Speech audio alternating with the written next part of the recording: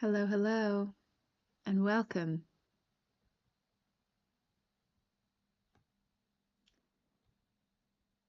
Hello, hello, and welcome.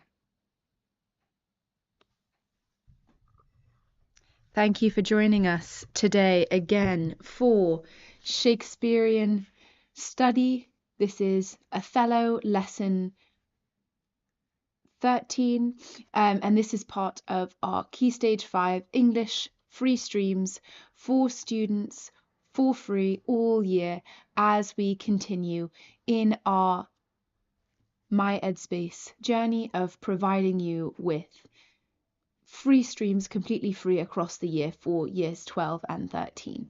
So thank you very much for joining us today.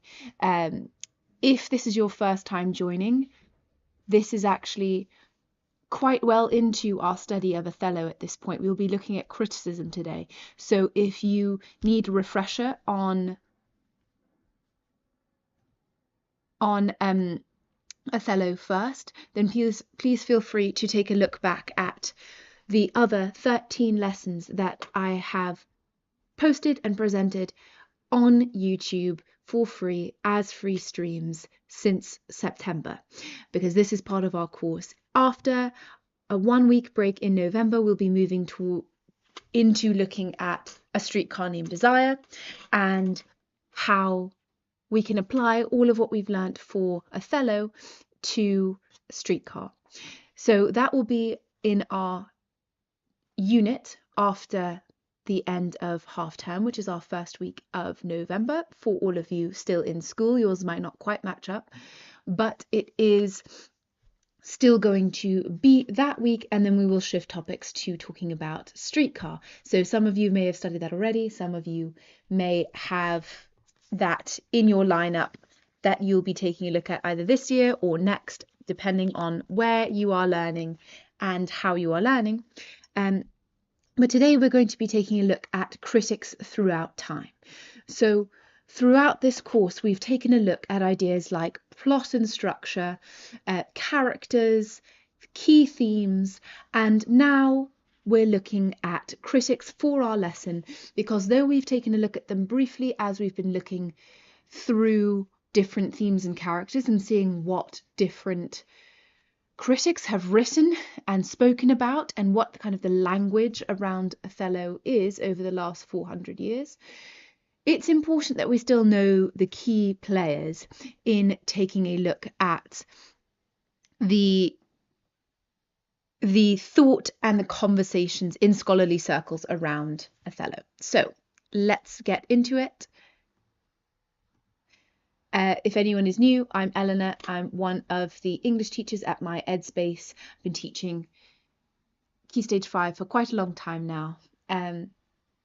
But all that to say, let's get started. So firstly, I've said literary criticism several times already. Miranda, hello, thank you for joining us. Please feel free, and anyone else in the chat as well, to put your answers for this, even if it's just an answer you're not quite sure about. Put it into the chat so we can correct those answers and take a look at what we need to learn and what we already know. So what is literary criticism? How is it used in A-level writing? And what subjects have been addressed in the criticism we've seen so far? So feel free to put in the chat. I'll give you just a moment to do that.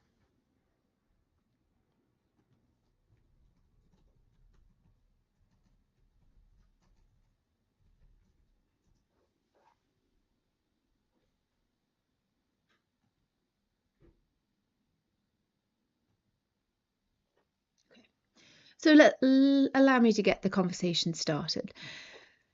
So with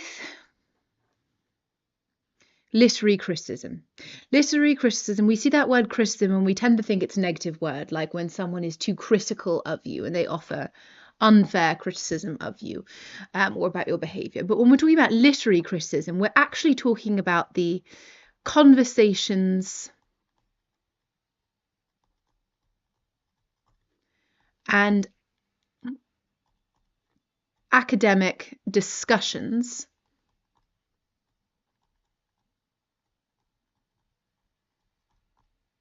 around literature.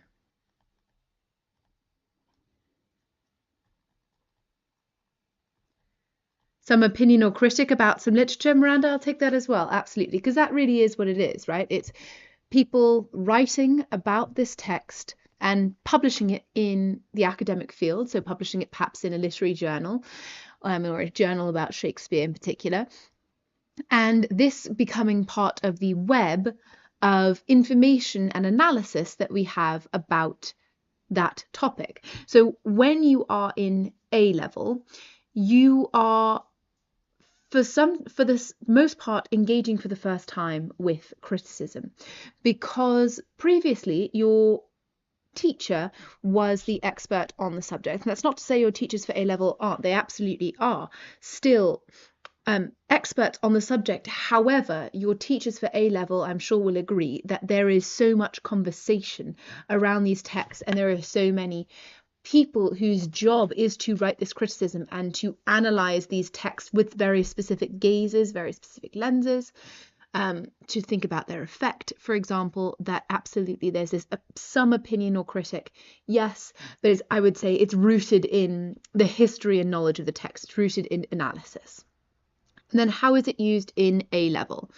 It's used in A level, firstly, because it's on your mark scheme, really for the first time. AO5, or Assessment Objective 5, asks you to engage with literary criticism as part of your marks scheme.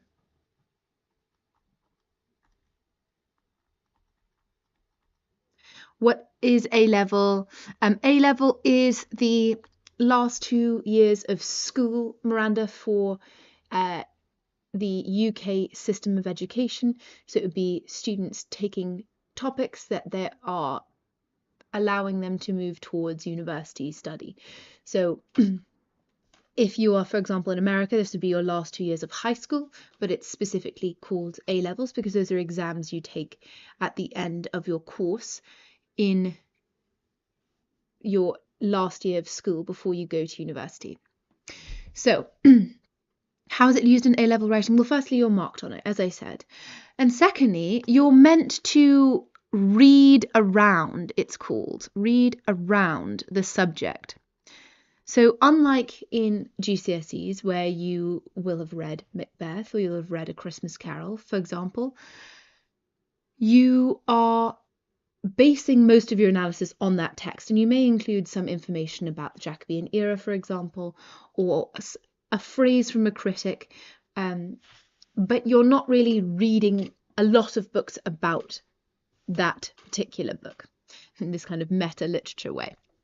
But in A level, and definitely in university, is basically most of your job as a university English student is to read not just the text, but to read around the text at what has been said, what are the common discourses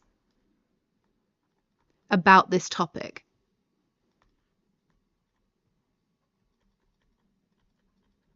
So you need to know this in order to be able to analyze the text well, because you need to be aware of what has been said about it so that you are linking your own ideas, which may be very interesting and novel, but you need to link them to the culture that this text has developed.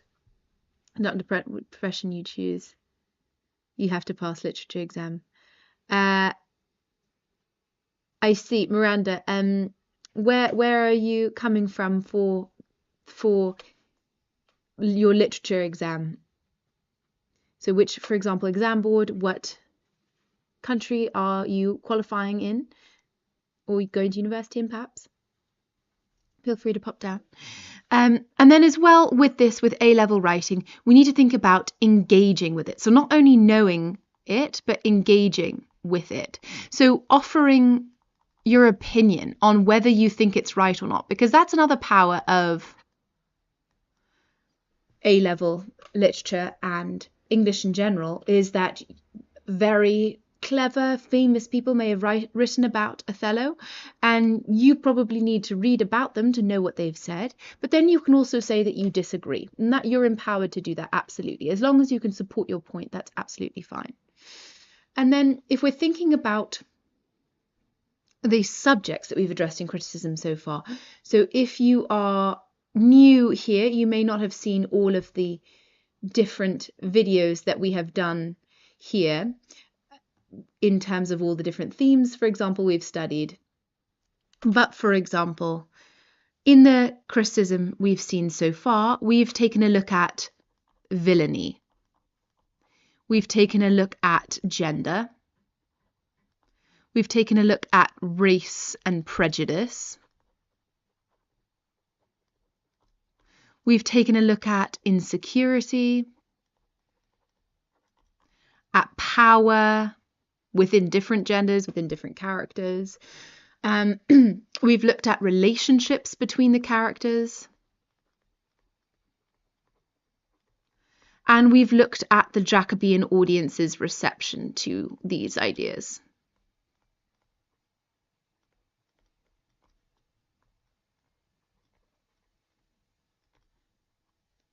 Okay. So there's a lot that we've covered so far.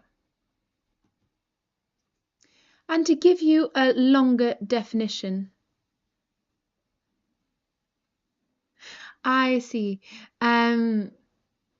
Thank you, Miranda, for explaining. Love that you're learning with us then. That's fantastic. That's, the best kind of English student is there for the love of the game. So that's fantastic. As on your stream from like M11. Got it. Okay, great. Understood. Thank you for joining us again.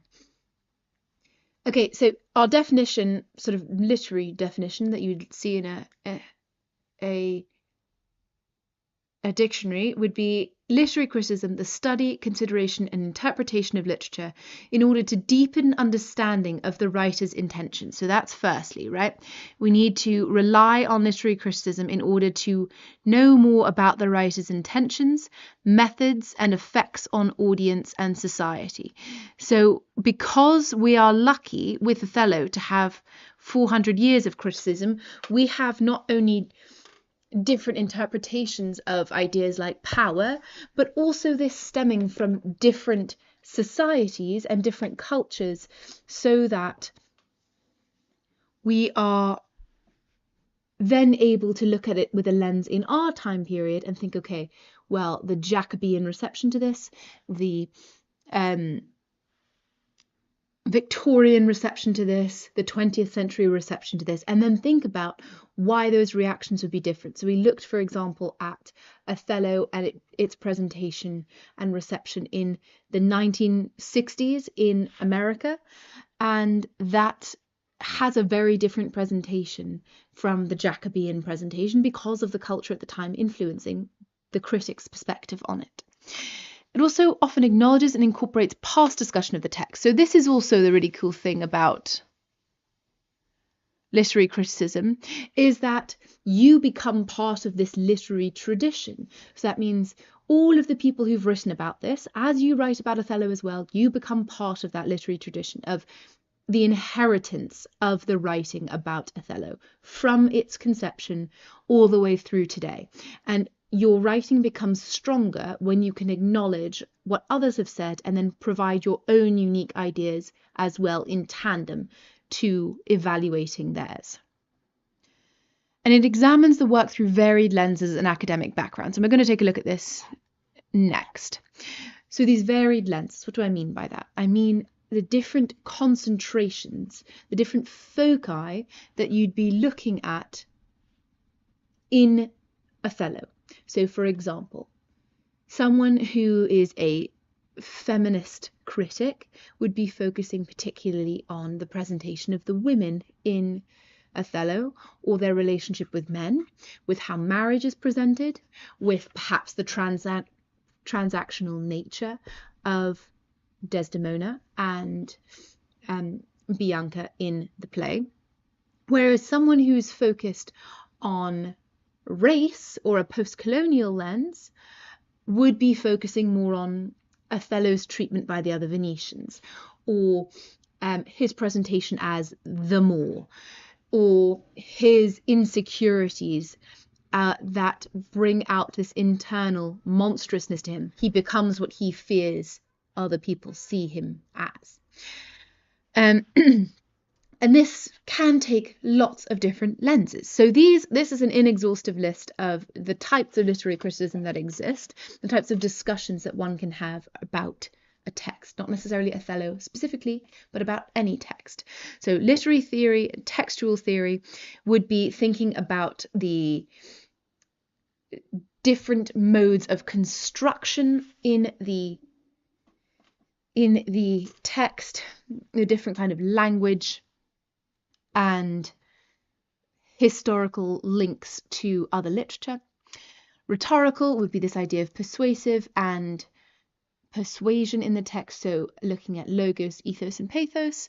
Marxist theory would be focusing on class and how it's presented. So, for example, looking at the difference between Emilia and Desdemona and Bianca.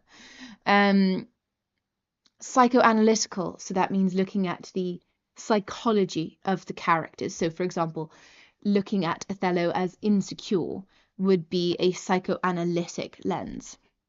Sociological, the study of people, so we would be looking at the study of Venice at this time and how we're presenting it. Formalism and structuralism are more about the kind of rules of language, the structure of language, etc., more kind of traditional literary criticism. Reader response is thinking about the audience and how the audience is reacting to these different ideas. Then didactic is thinking about the message, the instruction of this play, what it's meant to teach. Linguistic criticism is thinking about more intensely at the construction of language. So, for example, thinking about sociolinguistics, so the ways that people look. Random characters really need psychological analysis here. 100%. We could take a look at Iago, Brabantio, Othello, of course, Bianca, even Emilia, and think about how we can argue what their psychological perspective on this is, or psychological presentation is. Post-colonial lens, looking at colonization in here. So, for example, looking at the way Africa is presented through Othello's language, etc., saying that there are cyclops in Africa, etc. Feminist, looking at women and other genders. Critical race theory is looking at race. Queer theory is looking at different sexualities, so how particularly queer sexualities are presented. So we've got Iago, Cassio, Othello there, as well as perhaps Emilia and Desdemona, as that sororal bond becoming more powerful than the love between Othello and Desdemona, for example. Post-structuralism is thinking about the rejection of structuralism, and then critical disability theory is newer and taking a look at accessibility and ableism in texts. So loads of different lenses, up to you which ones you want to think about, and take a look at the different criticism that perhaps you've studied already. What were they actually focusing on here? And Roberto Bolaño wrote a lot about criticism, so I'm going to read just this quotation so we understand more about the value of criticism here. So he says, for a while, criticism travels side by side with the work. Then criticism vanishes, and it's the readers who keep pace. The journey may be long or short. Then the readers die one by one, and the work continues on alone. Although a new criticism and new readers gradually fall into step with it along its path. Then criticism dies again, and the readers die again, and the work passes over a trail of bones on its journey towards solitude. To come near the work, to sail in her wake, is a sign of certain death, but new criticism and new readers approach her tirelessly and relentlessly and are devoured by time and speed. Finally, the work journeys irremediably alone in the great vastness. And one day the work dies, as all things must die and come to an end. The sun and the earth and the solar system and the galaxy and the farthest reaches of man's memory. Everything that begins as comedy ends in tragedy. So, quite a lovely way to think about it, slightly morbid as well, but thinking really about, at the beginning, criticism sort of developing alongside the work. So, for example, Shakespeare's previous plays and their reception influencing his development and writing of Othello, perhaps. Then this idea of these different waves of the work carrying on and different ideas from criticism growing and then dying and being replaced by others as we go onwards in time. So there have been different fads, as we're going to see today, of criticism with Othello in particular. So for example, like with Macbeth, we initially start with Othello being immediately viewed as evil and terrible because he's black, and Iago being the devil because he is tempting Othello in the way a devil would.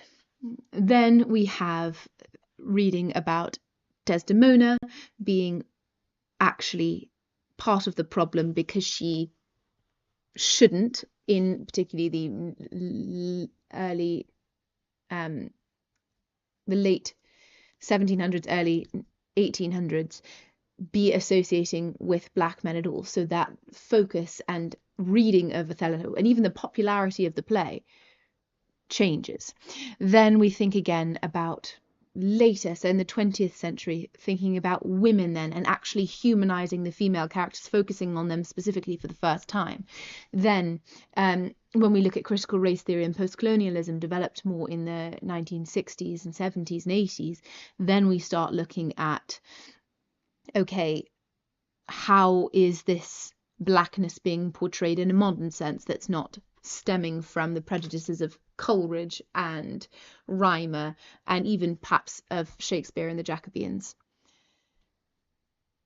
So this idea then of it developing and carrying on, but also this idea of the work passing over a trail of bones on its journey. So this idea again of the literary inheritance that we have as we cross through these different ideas of criticism. And Sarah Raish as well talks about this in an interesting way. She says, that's why literature is so fascinating. It's always up for interpretation and could be 100 different things to 100 different people. It's never the same thing twice. So this hopefully is a comfort to you, because you might read Othello very differently than someone around you does. You might interpret or care about certain parts of it or have an opinion about Iago that's different from the student next to you or from your teacher. Whereas that's actually okay, and you're free to engage with criticism on your own terms. You don't have to follow any single person's interpretation as long as you can support it. So let's think now, what can criticism actually do for our work? It can influence our interpretation, and feel free to put in the chat as well any ideas.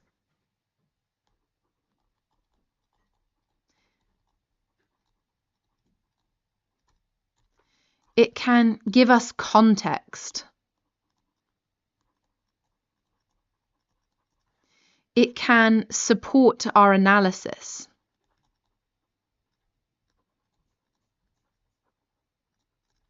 It can guide us.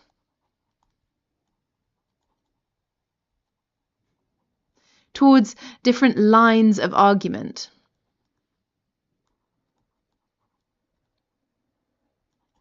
By lines of argument, I mean the different sort of foci that you are thinking about for each paragraph, for example, each section of your work and your writing. It can also provide an alternative perspective.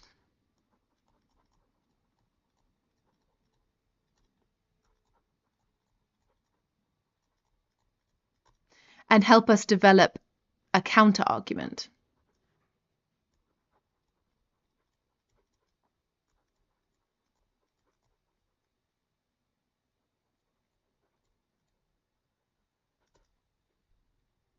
You don't have a good opinion of Iago, though I think it would be a good analysis of someone who's blinded by hate.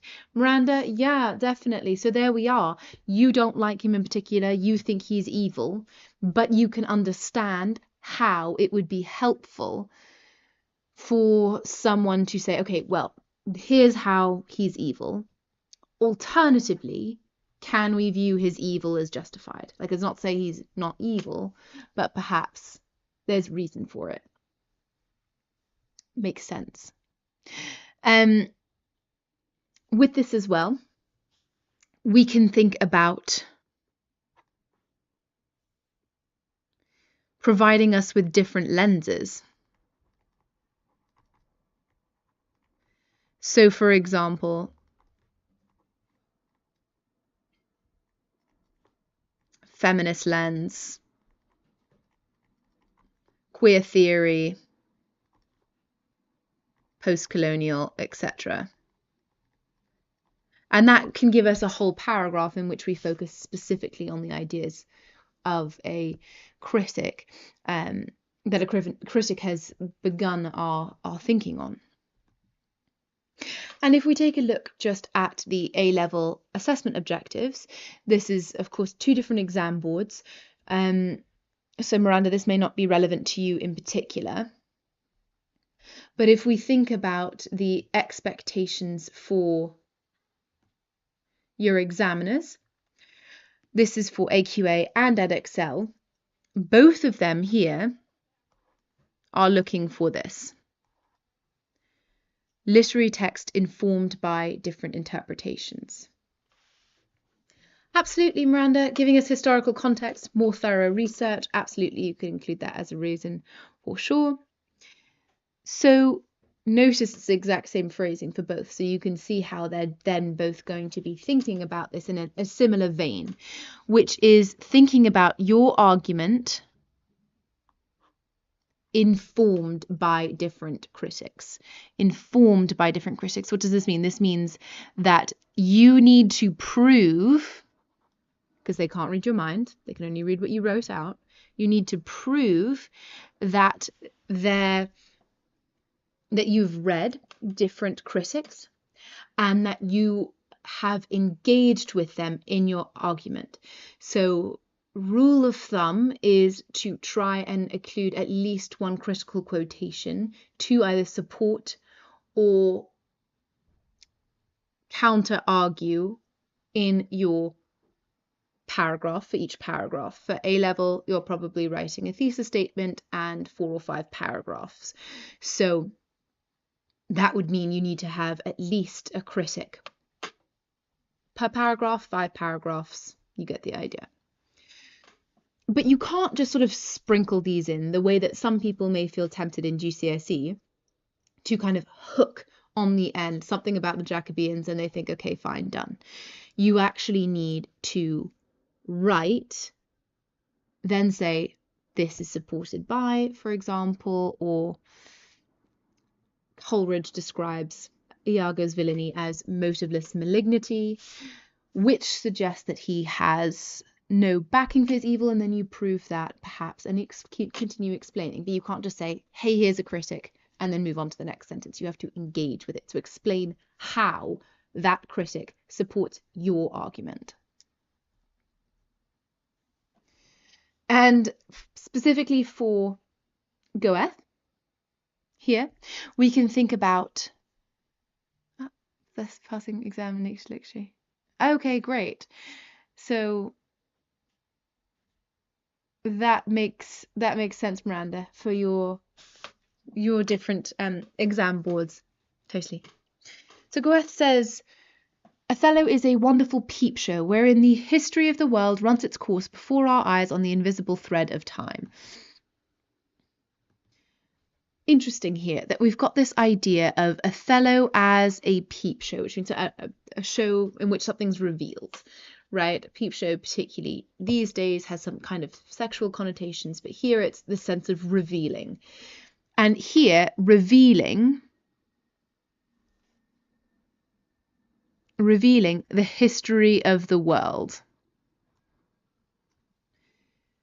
So, well, if we think about that, we've got gender power dynamics, we've got racial power dynamics, we've got military exploits, we've got links to the Ottoman Empire and versus the British Empire versus the Spanish, we've got the English, Spanish and Moor dynamic, we've got jealousy, we've got hatred, revenge, marriage, interracial marriage, etc. So there's this idea then of Othello being reflective of its time and thus revealing in Shakespeare's project some understanding of the time period, which means that this isn't just a play and you sit and watch it and then you leave. It is some kind of commentary to us about the relationships in history here.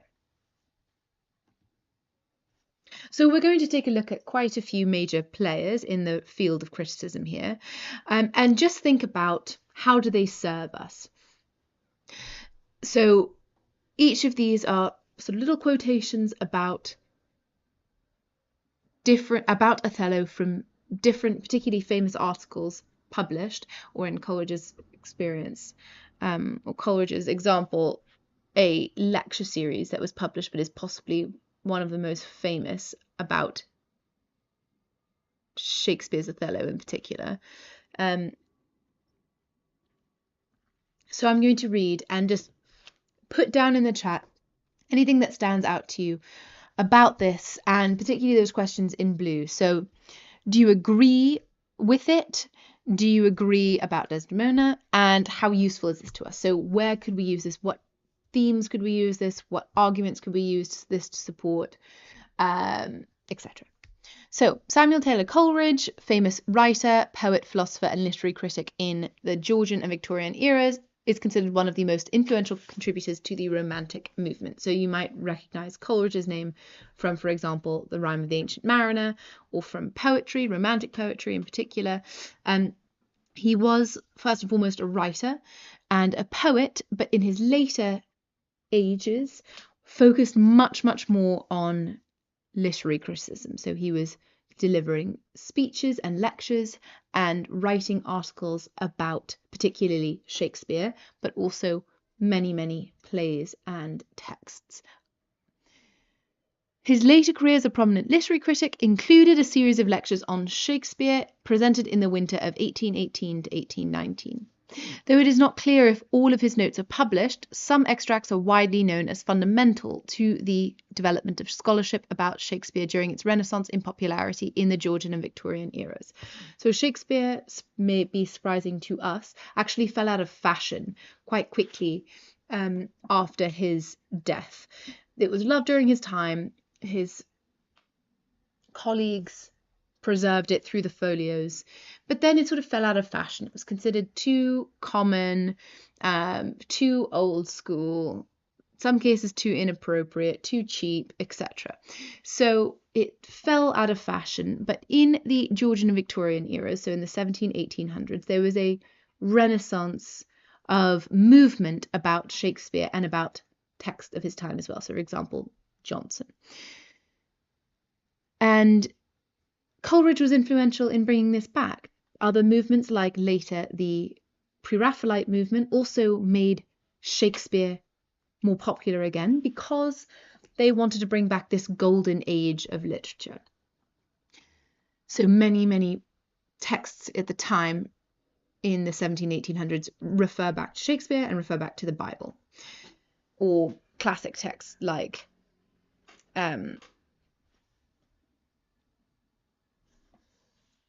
like Shakespeare. Sorry, I think I had a bit of a glitch there. Apologies. And he says about Iago, the motive hunting of motiveless malignity, how awful! It's in itself fiendish. While yet he was allowed to bear the divine image, too fiendish for his own steady view. A being next to the devil, only not quite devil. And this Shakespeare has attempted, executed, without disgust, without scandal. Iago, who is represented as now assigning one, and then another, and again a third motive for his conduct, all alike the mere fictions of his own restless nature, distempered by a keen sense of his intellectual superiority, and haunted by the love of exerting power on those especially who are his superiors in practical and moral excellence. So what does this mean? This means, firstly, this famous phrase. Coleridge says that Iago has no motive for behaving the way he does. He calls Iago fiendish, even while he's allowed to bear the divine image. So he's allowed to take human form, but essentially fiendish means devilish, Miranda. So while he is in human form, so a form that's meant to reflect God's image, he is still a devil, essentially in human form.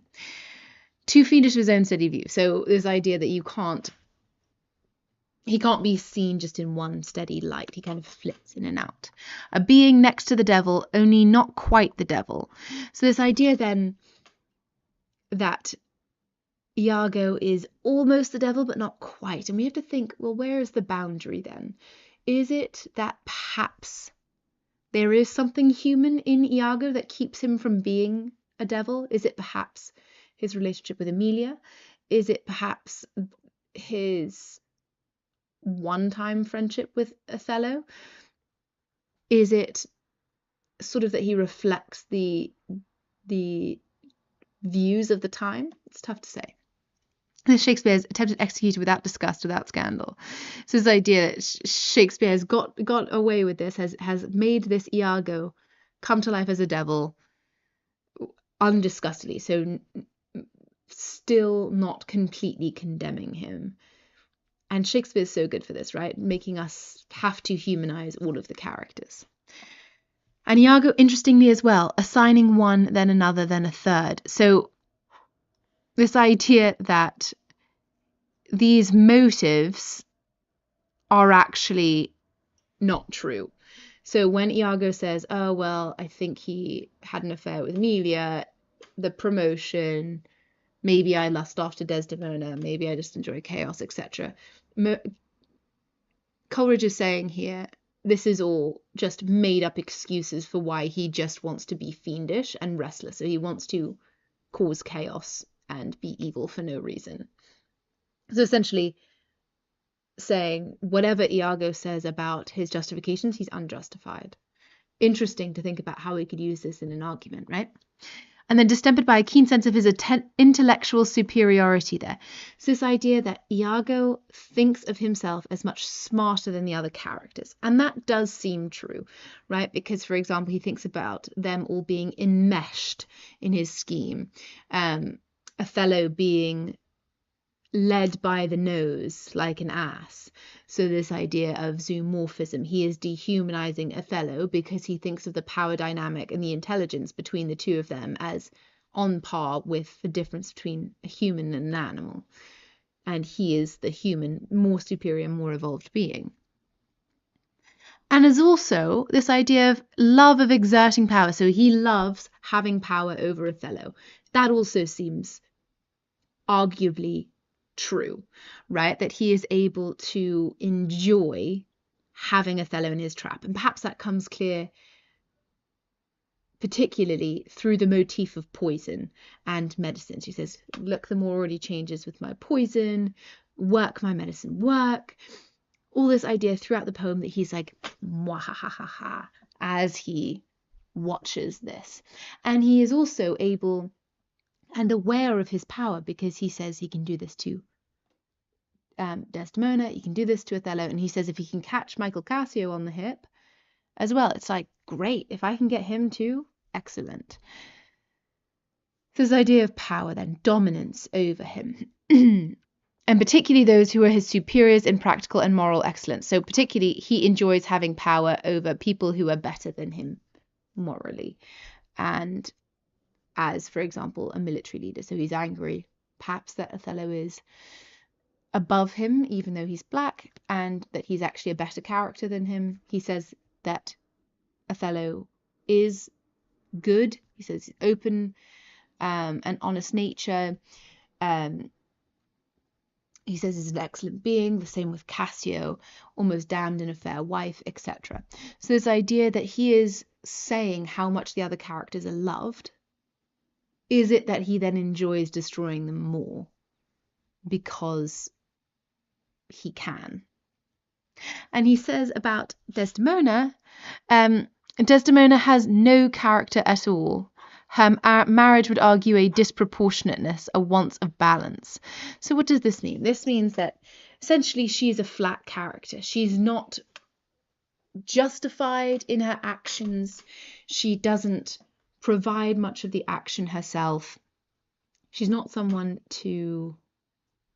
who's fully fleshed out as a character. She's just kind of the wife.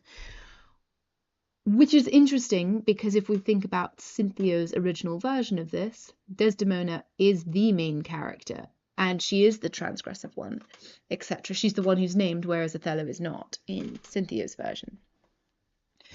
And the same for this disproportionateness, a want of balance. This is saying that Desdemona's behavior suggests that she is disturbed or corrupt in some way because someone who is who Desdemona is meant to be would never marry Othello and would never run away from her father's house. So there is no way that there's not something a bit wrong with her. What does this mean? That she's blamable in Coleridge's eyes. Does this reflect the Georgian and Victorian view of women as this expectation of purity and passiveness and being the moral center of their family? Perhaps. Can we say that that's absolutely unfair and that she is actually a powerful figure who knowingly resists and subverts the gender expectations of the time, and that this is actually a more feminist idea?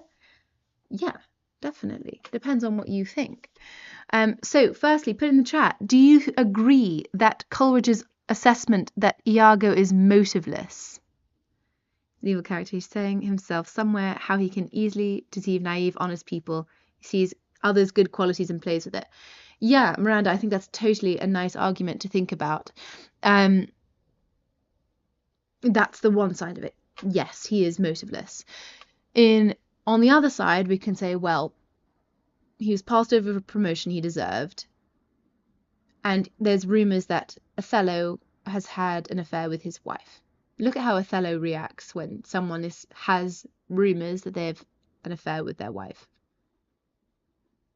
So is it not then a parallel that Iago should do something to destroy the person he thinks has had sex with his wife? Yeah, you could argue that as well. Could you say that Othello has betrayed him by not giving him the promotion he deserves, and thus he is existing in this want of trust? Othello has broken his trust, and thus that he is getting justified revenge? Yeah. Can you say that he actually loves either Desdemona or Othello and argue that through queer theory? Yes. Do you agree then that Desdemona is passive or blamable then?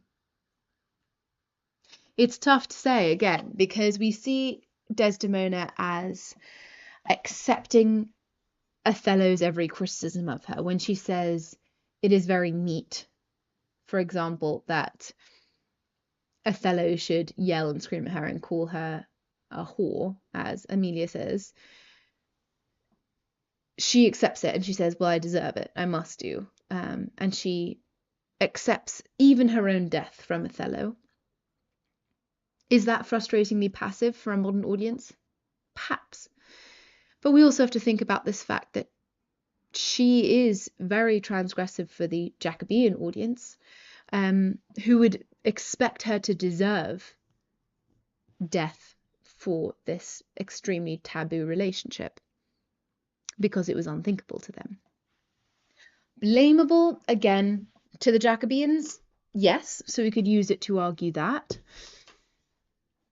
Could we use this to argue that Desdemona is fated in her death and link this to an essay on fate or destiny? Certainly.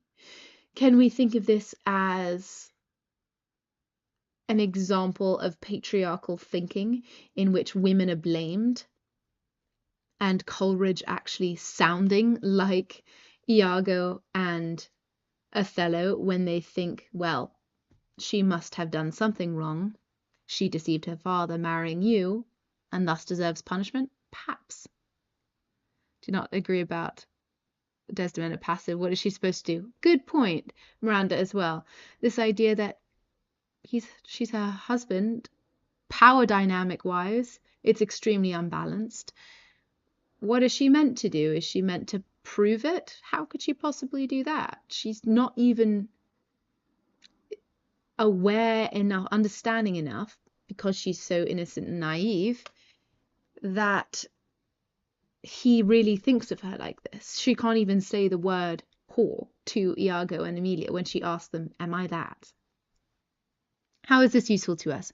So many different ideas. Useful to us in any paragraph about Iago, a question about evil, a question about the relationship between Iago and Othello, about revenge, about the tragedy of the play, about Iago as a character, because there are often questions about Iago himself.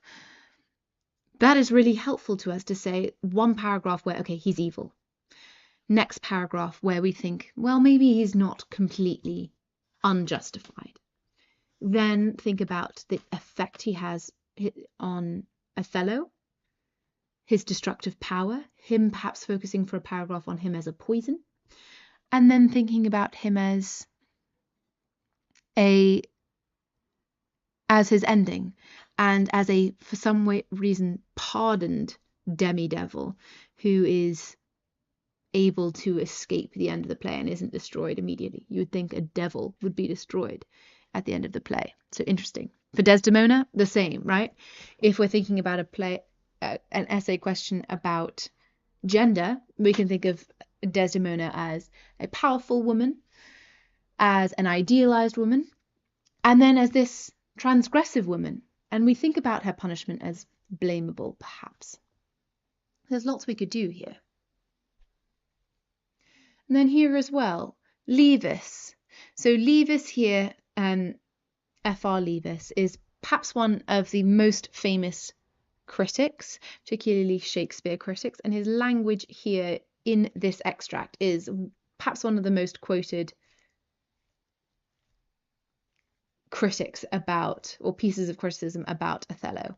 Randy, you said she was quite actively trying to convince about Cassio. Do not see her as passive, maybe just as a child of that society, but she defied the social norm as well. Exactly. So that gives you two different paragraphs there, right? Where you can talk about her as active, her as innocent, her as defying social norms. Then you got 3 paragraphs worth of content to go. So Leavis and the egotistical weakness of Othello. So Leavis focuses more on Othello here. And he says, Iago's power, in fact, in the temptation scene is that he represents something that is in Othello. In Othello, the husband of Desdemona, the essential traitor is within the gates. The tragedy is inherent in the Othello-Desdemona relation, and Iago is a mechanism necessary for precipitating tragedy in a dramatic action. The marriage tests Othello's character, and that's my including there because I cut a little bit ahead. The stuff of which he is made begins at once to deteriorate and show itself unfit. He slips readily into possessive jealousy. Othello, in his own magnanimous way, is egotistic. He really is, beyond any question, the nobly massive man of action, the captain of men. He sees himself as being, but he does very much see himself. Keep up your bright swords, for the dew will rust them. In short, a habit of approving self-dramatization is an essential element in Othello's makeup and remains so at the very end. It is, at the best, the impressive manifestation of a noble egotism. But in the new marital situation, this egotism isn't going to be less dangerous for its nobility. With the noble and magnanimous Othello, romantic hero and married lover, accepting as evidence against his wife the fact that, at the willing sacrifice of everything else, she has made with him a marriage of romantic love. Iago, like Bradley, points out that Othello didn't really know Desdemona, and Othello acquiesces in considering her as a type outside his experience, the Venetian wife. It is plain, then, that his love is composed very largely of ignorance of self as well as ignorance of her. However nobly he may feel about it, it isn't altogether what he, and Bradley with him, thinks it is. It may be love, but it can be only in an oddly qualified sense love of her. It must be much more a matter of self-centered and self-regarding satisfactions, pride, sensual possessiveness, appetite, love of loving, than he suspects. So here we have quite a lot. So I'll just summarize this for you a little bit first, and then we can talk about how this is helpful and what we think of this. So, firstly, Leavis says that Iago's power is that he brings out something in Othello that is already there. So Iago doesn't plant this doubt in Othello. Othello's insecurities that are in fact the cause of his downfall. So the tragedy is inherent. That means that this relationship is doomed from the start. Probably it's implied because of the interracial marriage and the fear of miscegenation there. But also this idea of Iago as a mechanism necessary for precipitating tragedy. So he is needed then in order for the tragedy to develop, because he is the one who prods these insecurities within Othello. And as such, the marriage tests Othello as a character. And what he is, this nobleman, this fantastic general, this calm, elegant man, immediately begins to deteriorate, and he becomes jealous immediately. And what Leavis is implying here is that if he were someone else, he wouldn't get jealous so easily. But because all Iago has to do is sort of provoke that jealousy out of him, and everything falls apart. And it's too easy a slide that it's too easy a slide into complete self-destruction and monstrosity for it to be all Iago's doing. So Leavis is implying then it has to be something that Othello does, and he just strips off this veneer of calm gentility and becomes this monster. Leavis's opinions are to an extent as well rooted in racist ideology, because other parts of his article do think of Othello as this monstrous black character and link blackness to monstrosity in a way that to us as a modern audience is unacceptable, right? It's just racism. That was unnecessary, I felt, for us to talk about, because it is just racist ideology at that point. But this part here is helpful because we think about that developing of something within Othello. Leavis says as well, this idea that Othello is egotistic. We see this from the beginning when he says, I've already done work for the Signori, don't worry about me in the courts, oh, don't look at me, I'm rude in speech, etc., but is actually extremely beautiful in his speech. He cares about his reputation. He's aware of his reputation. He likes power. He is powerful.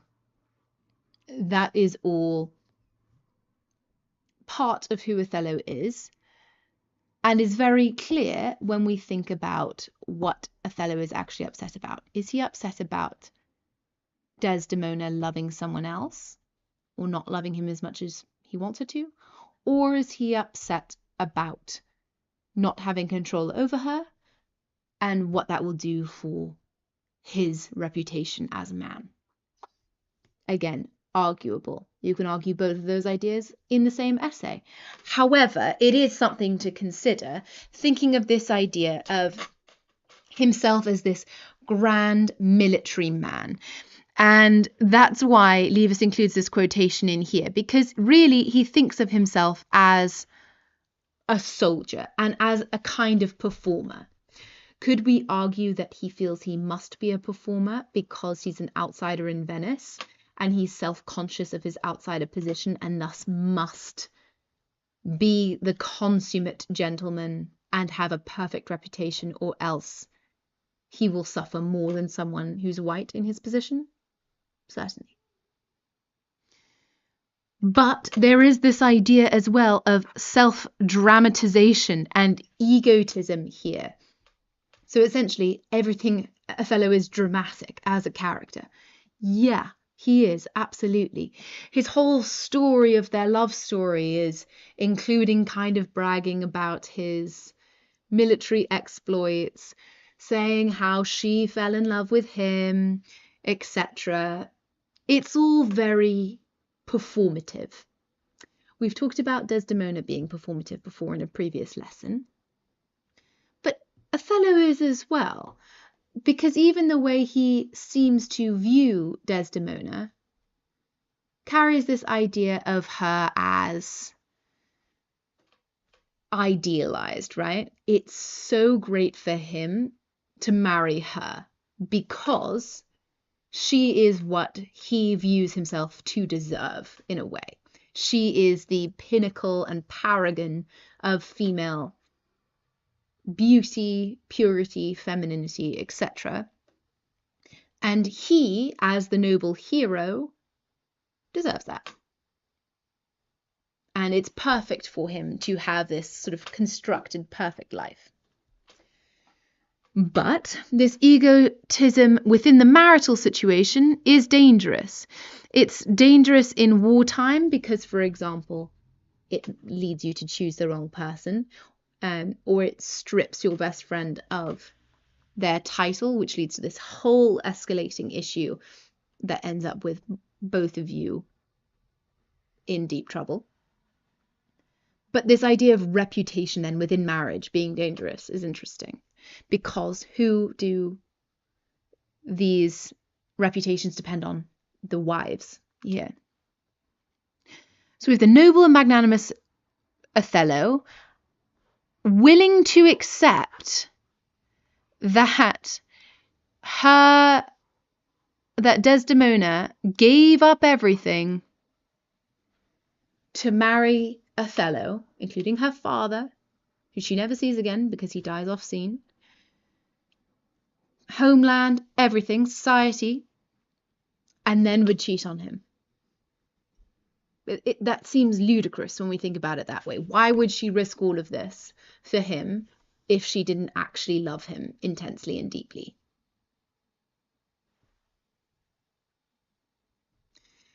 And that makes this seem silly, right? That makes this seem like projection onto her. So that going back to that psychoanalytical lens there. Thank you, Mohit. And Miranda, kindness maybe when you see there's weakness in others and do not make it worse. Iago, definitely a good person reader, 100%. That would be really good to think about him as manipulative then, Miranda. But like the norm, like all men, patriarchal reality, yes, agreed. So then he doesn't really know her and views her as a type. This Venetian wife is an archetype of a housewife who is unfaithful and worldly. So then he doesn't actually know her, and he's willing to judge her based on stereotypes. And then this idea of he doesn't actually know himself or her. And it could be love, but only in an oddly qualified sense. It's much more these things than it is true love for Othello. It's much more his pride, his reputation, possessiveness, sexual appetite, enjoying being loved or the idea of love more than it is actual love, because someone who is actually loving her wouldn't qualify it so much, wouldn't believe so immediately. Now, do we agree that Othello is weak, that he is just egotistical and submits to this egotistical weakness immediately? Up to you. It's arguable for sure that his insecurities, his ego, prioritizes his reputation before his wife. But as Miranda said, is that also the reality in patriarchy? Of course. Could we argue against this and say that Othello has love for Desdemona, but is fearful as an outsider of losing more status and thus acts on that fear? Can we think of Othello as weak within Iago's grasp, but fundamentally a good person? And then how does Levis present Iago's influence and role here? We have him as a catalyst here. Such a nice paragraph to focus on. Iago as a catalyst for the action in the play, but not actually the one who is jealous. Then how is this useful to us? This is useful to us talking about Iago and his role, so perhaps in direct contrast to Coleridge's opinion. This can be talking about insecurities of Othello, reputation with Othello, reputation within marriage, the relationship between Desdemona and Othello, how deep that is, a question about love, a question about pride, social status, etc. Now we've got Bradley. And A.C. Bradley is the Bradley referred to in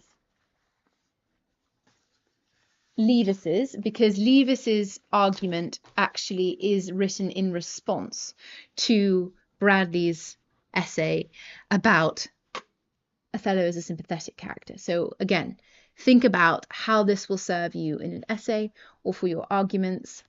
Questions in the blue box, actually on this side, here to think about as we go through, and I'll read and then explain a little bit.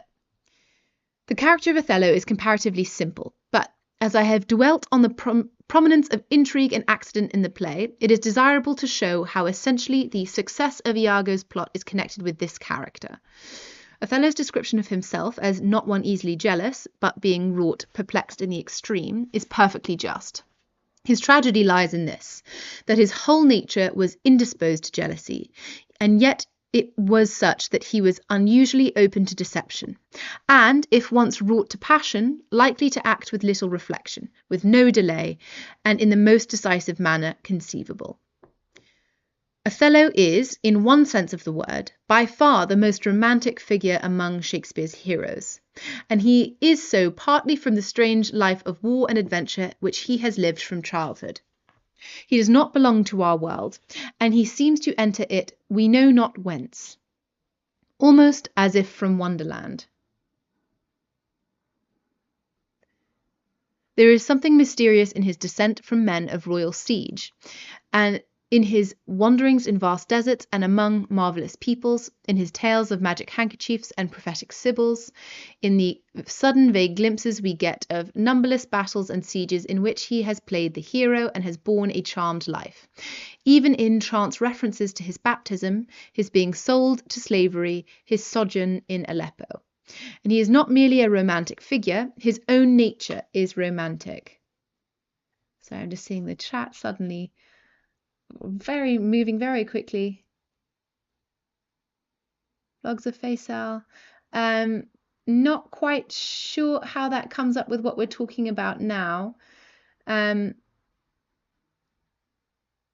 So if you don't mind, I'll come back to that at the end of the lesson. Lastly, Othello's nature is all of one piece. His trust where he trusts is absolute. Hesitation is almost impossible to him. He's extremely self-reliant and decides and acts instantaneously. If stirred to indignation, as in Aleppo once, he answers with one lightning stroke. Love, if he loves, must be to him the heaven where either he must live or bear no life. If such a passion as jealousy seizes him, it will swell into a well-nigh incontrollable flood. He will press for immediate conviction or immediate relief. Convinced, he will act with the authority of a judge and the swiftness of a man in mortal pain. Undeceived, he will do like execution on himself.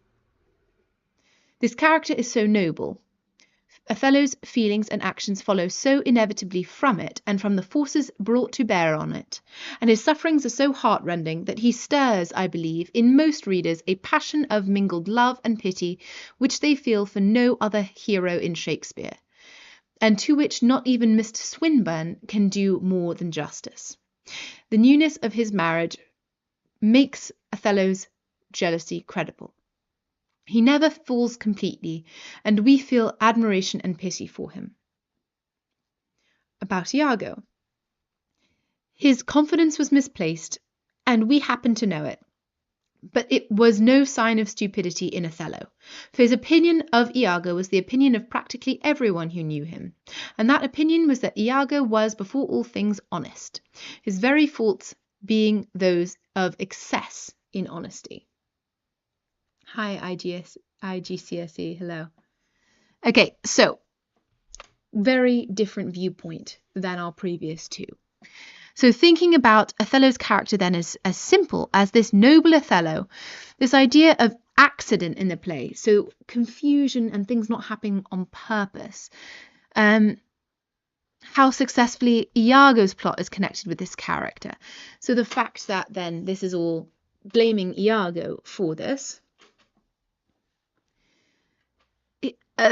Bradley describes Othello being not easily jealous as perfectly just. So essentially says he is not easily jealous. He was indisposed to jealousy, which means he is not likely to be jealous.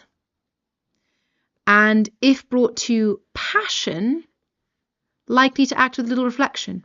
So if he is pushed, then he'll act immediately and without thinking about it. So he's quite balanced in character, but when he's pushed, he acts severely. Fair enough for a military man, if we think about it that way. The most romantic, perhaps thinking about here.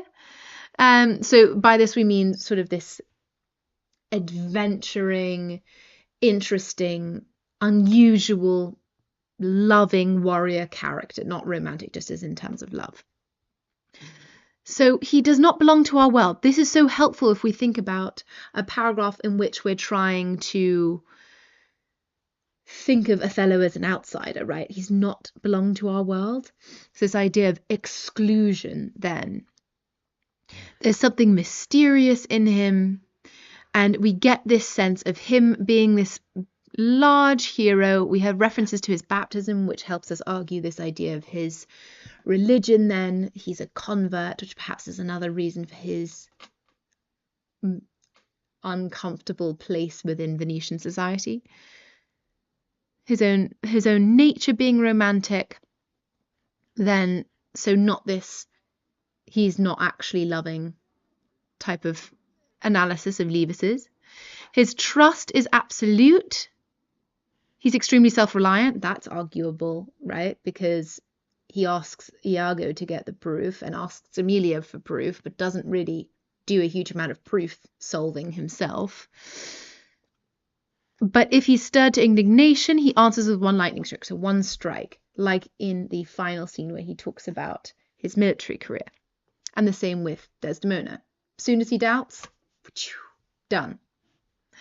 As he himself says when he says, to be once in doubt, to be once resolved.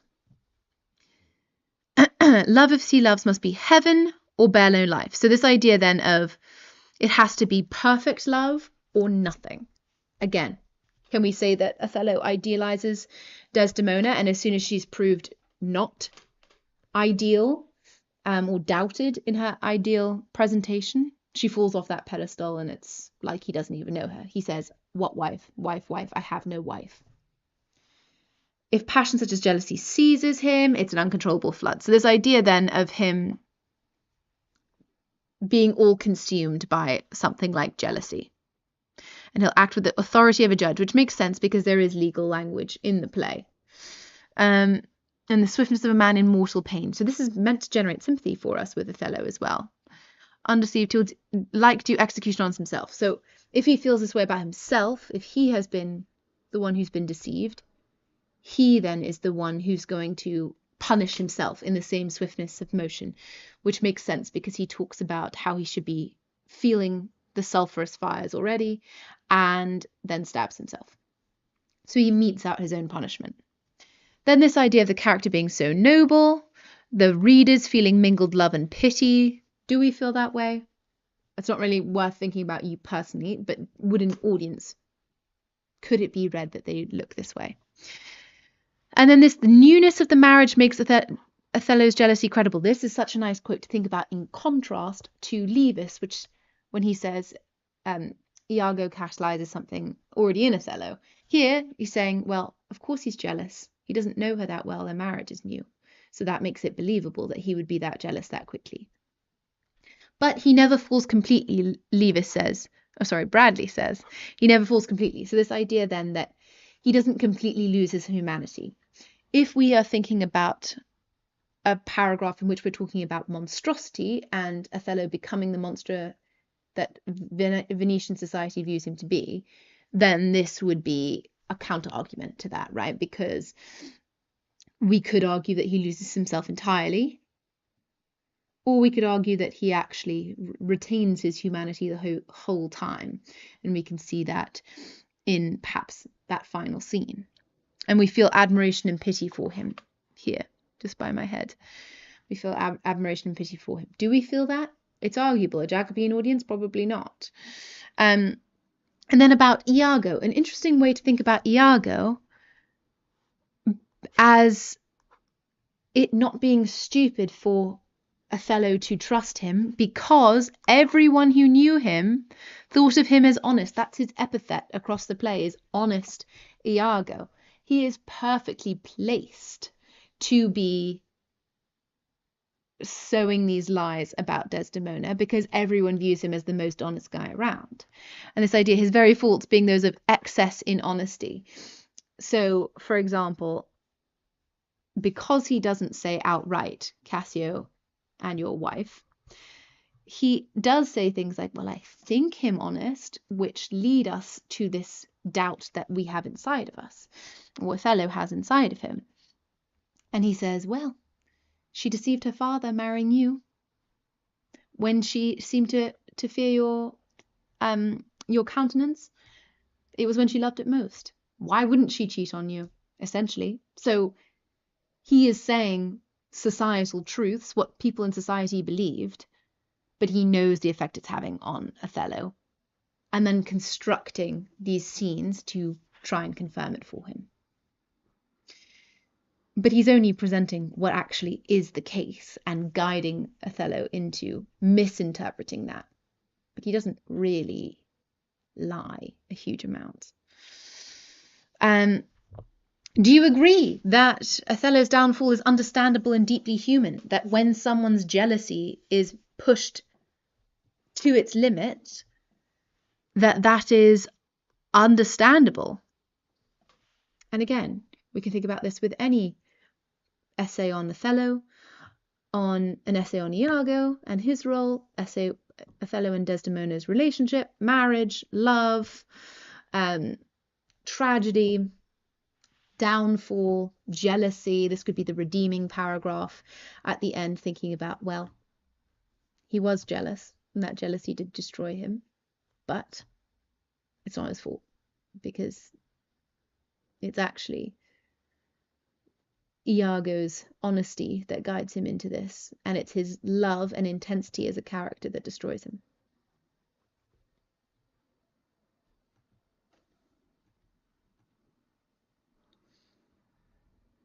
And then here we have Karen Newman and talking about monstrosity in Othello. And then we'll think about Lumba and then how to incorporate this in our last 15 minutes of our lesson today. So these are different parts of Karen Newman's essay on the monstrous in Othello. Firstly, she says that the possession of a lady's handkerchief was considered proof of adultery. That gives us so much to talk about if we're thinking of the importance of the handkerchief, if we're thinking about Othello as being overly jealous of the temptation of Desdemona's role within this, because if this was believed at the time, that someone else having a handkerchief was proof of adultery, that makes Othello's reaction much more reasonable to understand, right? She also talks about rhetorical miscegenation. What does that mean? That means language miscegenation. So the mixing of black and white in the language we're using, creating this next level of the fear of miscegenation that appears particularly in Act 1 and in Othello's language once he is jealous. When we talk about an old black ram is tupping your white ewe, sooty bosom, a Barbary horse, it's covering your daughter, beast with two backs, etc. So this idea of white and dark, or white and blackness, or dirt, as we've seen as well, is related in our previous lesson on Wednesday. We can then think of this idea of black and white being important not only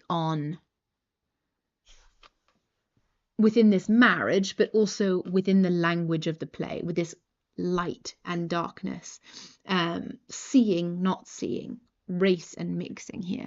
And she says as well, miscegenation is not only an issue on the level of plot, but also language for linked oppositions. So this idea then of opposing forces in the play, of white and black characters, of love and hate, of truth and appearance, or reality and appearance, of jealousy and love, etc., of male and female, power and powerlessness. There as well, we have black and white and their cultural associations characterize the play's discourse. So then we have this idea of black and white being so important to the conversations of Jacobeans, as well as important for our understanding of the play in general.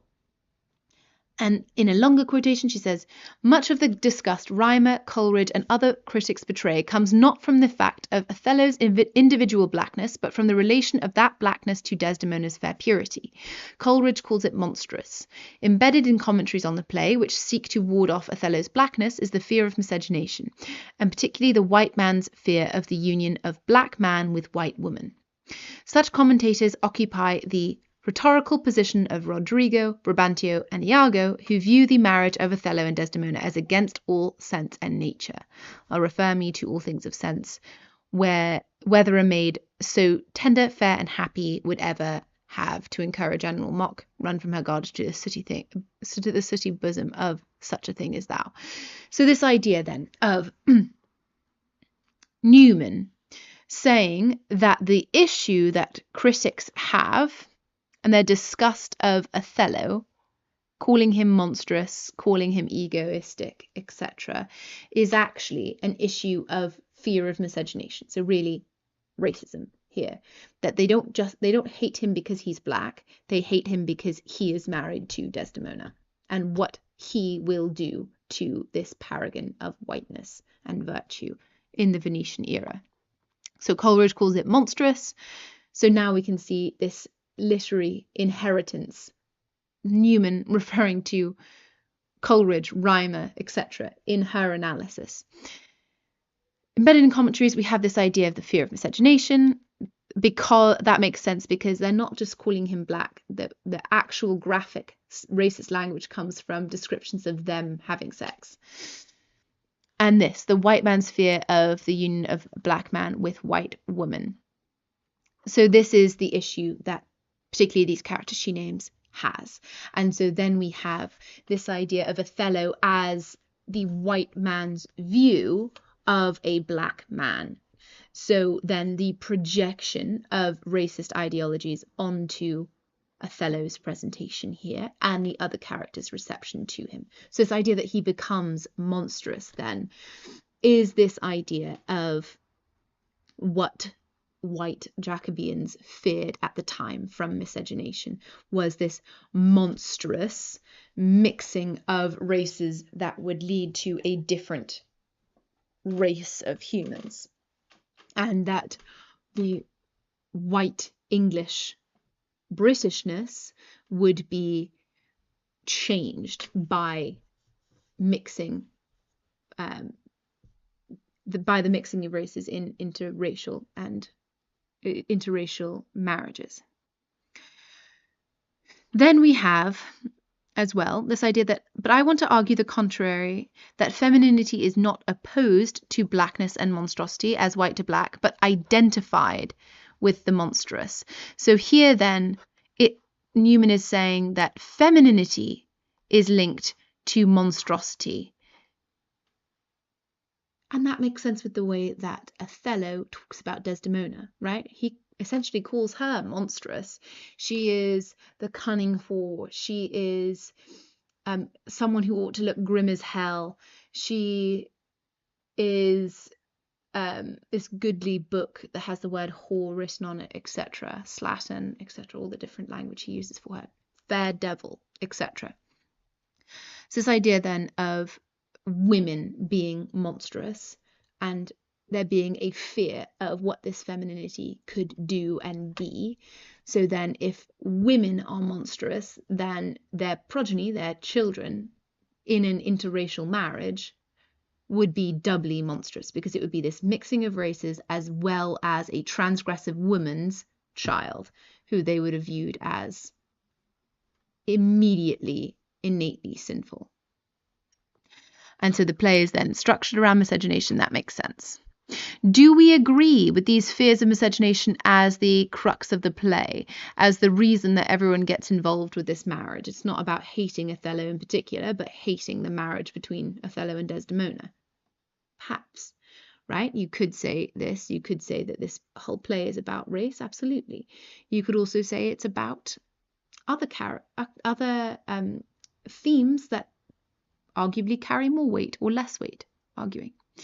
Do you agree with Newman's analysis of femininity then as not opposed to blackness and monstrosity, but actually linked to it, closer to it, and then thinking about both of these ideas, blackness and womanhood, both being oppressed and stigmatized within the society? It makes sense in the way that Brabantio, for example, speaks. And how's this useful for us? Gender, race, certainly the relationship between the two, perhaps justification for Iago's behavior, Rodrigo's behavior, Brabantio's behavior, society's treatment of them, etc. Then we have Lumba, and again a short one here, but Lumba has written and given a lot of lectures on race in Othello, so there are lots of different pieces to take from her work. She says that as an upper class general, Othello is an honorary white.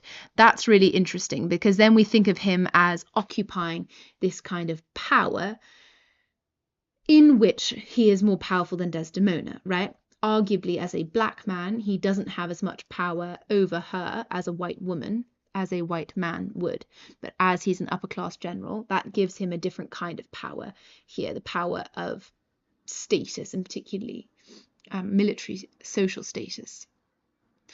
Interestingly as well, Lumba says there is only 3 women in Othello: Bianca, who's treated as a whore, Desdemona, who's repeatedly accused of being one, and Emilia, who's dismissed as her bawd or her pimp.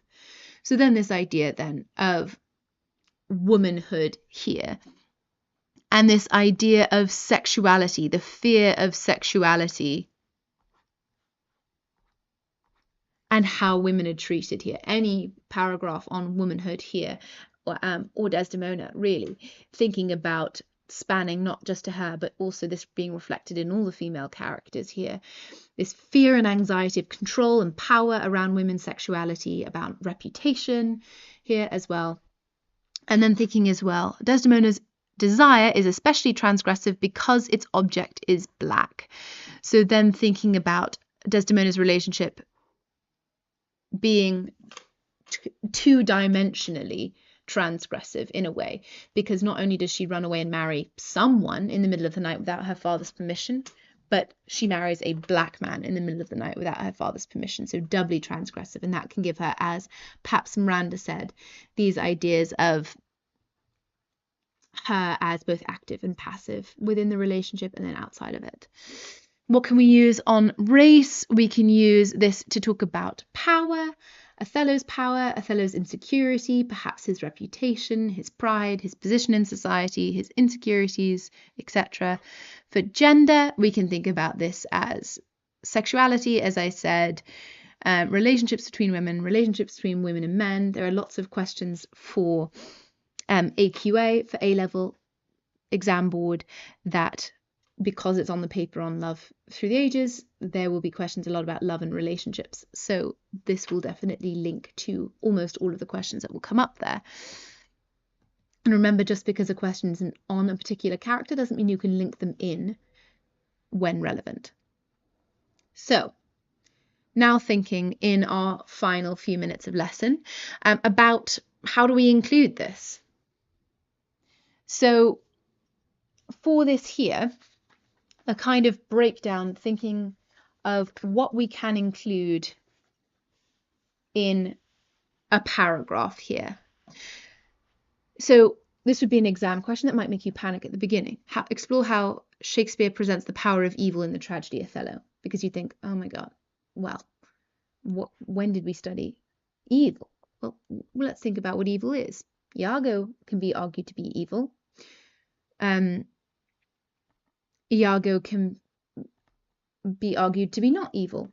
We can think about Desdemona as being evil to the Jacobeans and to the other Venetians because she subverts these views. We can think of her as evil to Othello because she's the fair devil. We can think of Othello as expected to be evil through these prejudiced views of the Venetians. We can think of the idea of evil triumphing over good, evil as a poison that corrupts. We can think of the consequences of evil, etc. So this is one of the arguments. We could say for a paragraph that Iago is an evil force in the play who gleefully and intentionally drives Othello to madness and destruction. Now, we've got a lot of things we can talk about here. For example, we can talk about Iago saying, I am not what I am. We talked about that at length in our previous lesson. And the subversion of the biblical phrase, I am who you say I am, which is what Jesus says when he's asked if he is the King of the Jews, as well as is referenced in the story of Moses in Exodus, talking about God speaking to him, saying, I am what I am, and God's name being the great I am. So then Iago being the devil, the opposite of this. And in Act 1, Iago's confessions of ill intent and the quotation below, initiating a motif of darkness associated with Iago and evil, his work as a manipulator across the play. So you'd use this quotation then to ground this idea of him as enjoying and choosing this evil, and the motif of darkness that you then track across the play after it.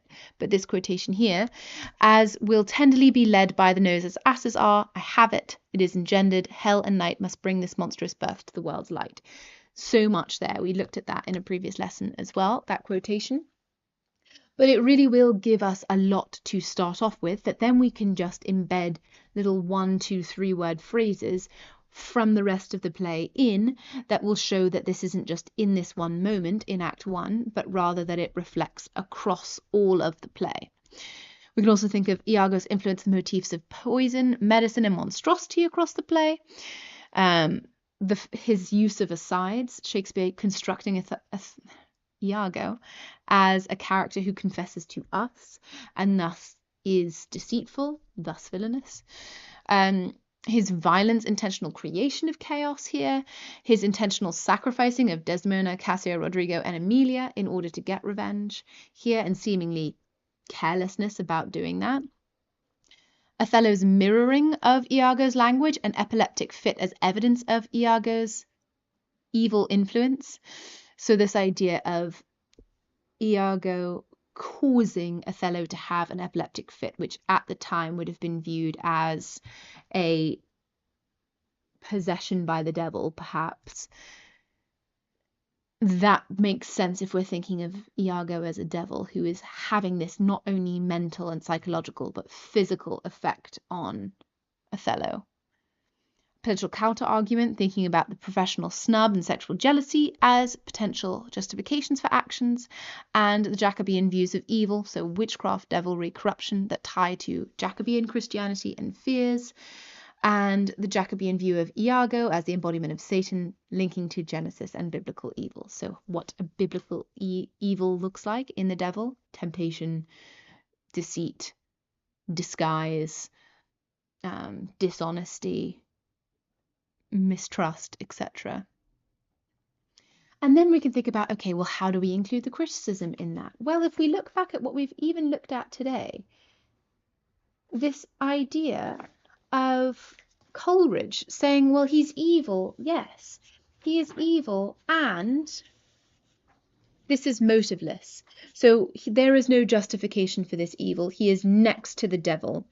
And any justification for this argument is mere fictions of his own restless nature, and that he enjoys exerting power, like a devil would, over people who are better than him. So we can include absolutely Coleridge in this. We could also include Leavis, talking about him as a mechanism necessary for precipitating tragedy. So this idea then that he is the one who causes this evil. Can we use this in another paragraph as well to talk about the fact that the essential traitor is within the gates later? Yes, but we can still use that for here. We can also think of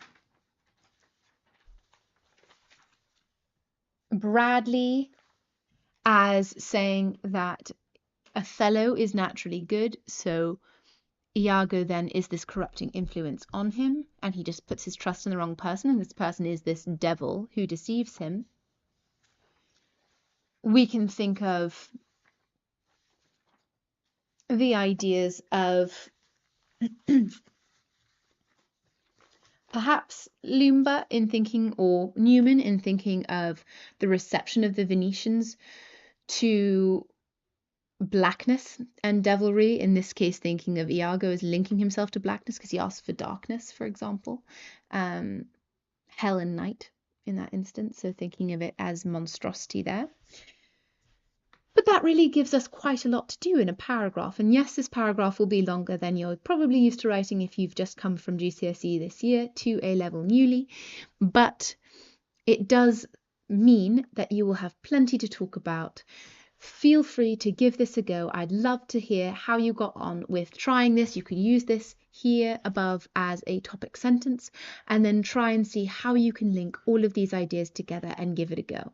Just make sure that you explain how, for example, saying that Iago is inspired by motiveless malignity proves that he is evil, and intentionally drives Othello to his own destruction. I hope that was helpful for you. Vlogs of Faisal, American and British accents given value, and others too, but not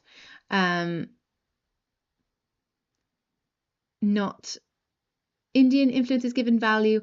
I think you would probably have to take a post-colonial lens to take a look at that and think about linguistics through a cultural lens and through the lens of colonization as well, and link it to white supremacy and Eurocentrism. That would be the most helpful way to do that. Miranda, interesting to think how their life could be if that was not the case. Critics say they unveil the jealousy one time anyway. Absolutely interesting to think of it that way. And Harsh Pandey, can you give advice on how to improve comprehension and analytical skills in difficult English texts? Yes.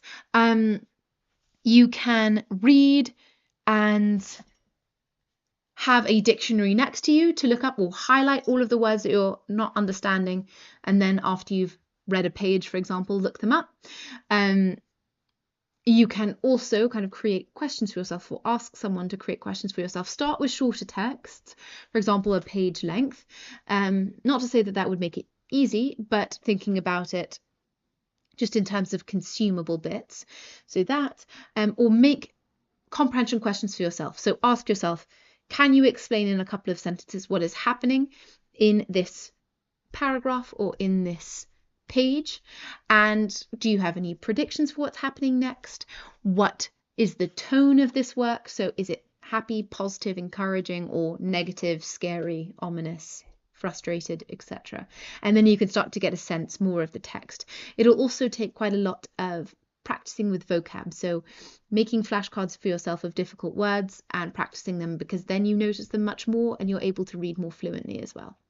Hope that is helpful for you.